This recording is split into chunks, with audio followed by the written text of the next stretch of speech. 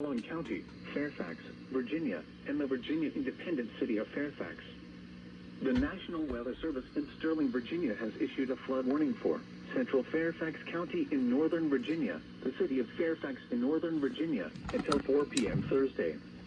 At 9:41 a.m., Doppler radar indicated persistent moderate to occasionally heavy rain. Flooding is ongoing or expected to begin shortly in the warned area. Between 0.5 and 1 inch of rain has fallen. Flooding could be worsened in areas where fallen leaves are blocking storm drains, or in road construction zones where natural drainage patterns cannot occur.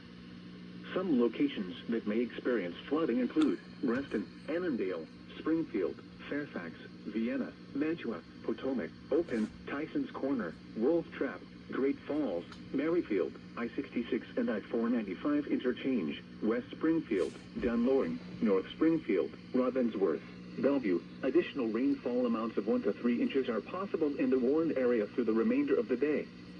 A flood warning means that flooding is imminent or occurring. All interested parties should take necessary precautions immediately. Turn around, don't drown when encountering flooded roads. Most flood deaths occur in vehicles,